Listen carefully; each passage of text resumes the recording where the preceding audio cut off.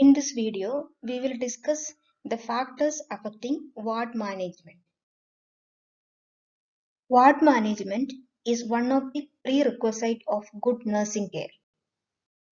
There are many factors involved in good ward management, which every nurse manager needs to know. First factor, knowledge of the ward. It means awareness of all duties and activities to be performed in the ward. Second, planned schedule. It means planned program of activities to save time and other resources. Third, starting the work on time. Proper arrangements are made so that all nurses do their job in the right time as assigned promptly. Fourth one, preventing interruption. Good ward management requires avoidance of interruption whenever possible. Fifth one, establishment of ward routines. Ward routines provide a plan for delegation of duties and getting the work done in an efficient way. How or what helps the nurse manager to establish routines? Policy manual of the institution help a nurse manager to establish routines.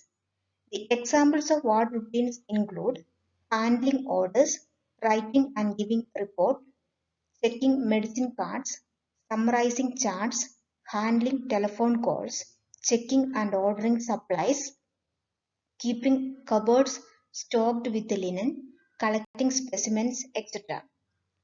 If ward routines are established, there is more time left for individualized nursing care, supervision, and teaching. The fifth one, use of democratic method in establishing ward policy. When ward objectives are to be determined or policies are to be established or changed, better cooperation are achieved if participation of the entire staff is encouraged. Use of democratic method encourages participation of the entire staff. Seventh one, orientation of new personnel. Well-established orientation program helps good ward management. When a new staff has entered the hospital, they must be oriented to two aspects, orientation to the hospital and orientation to the ward. It helps new nurses develop desirable understanding and attitude. First part of orientation is orientation to the hospital. It includes the type of hospital, organization of hospital, aim of nursing service, relationship of hospital with medical or nursing schools or colleges, doctors, other departments, health services of nurses, meal hours, plans of periodical conferences and staff development program. Orientation of new personnel to the ward or unit include several segments.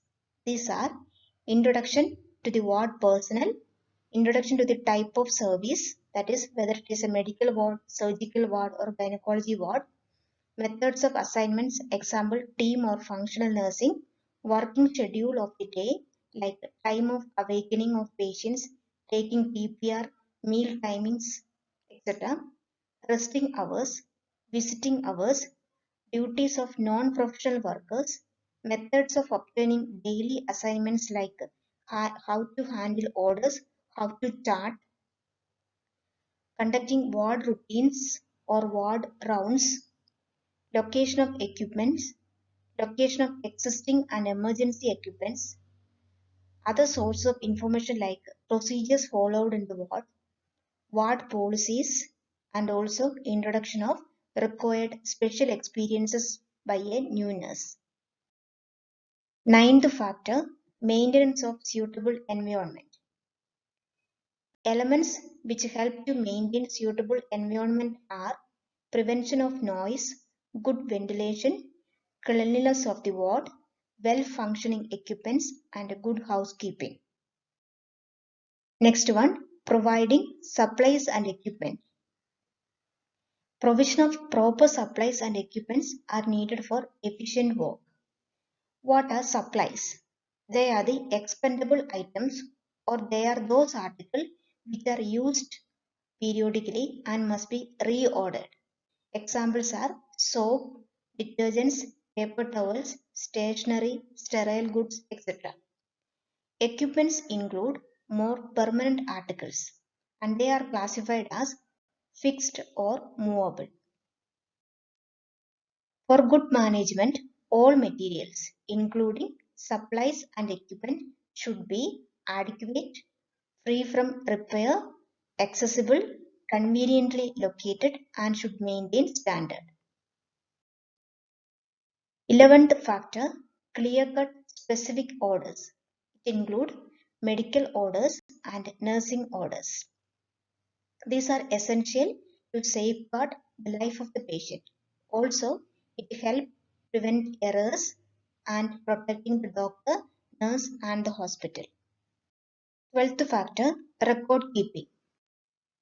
Maintaining accurate records is essential for good management.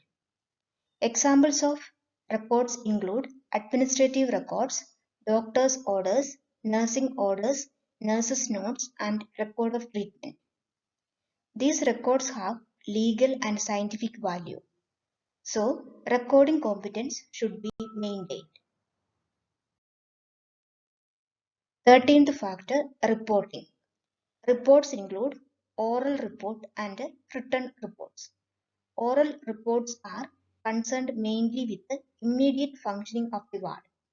Examples include report occurs between nurses, report to doctors and supervisors.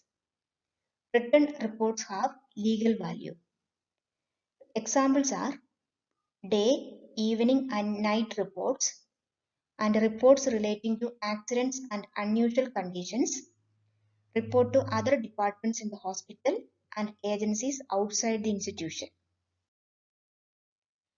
14th factor, maintenance of high morale among all members of the staff. High morale means existence of enthusiasm and satisfaction among the employees at a point of time. 15th factor, establishment of good relationship.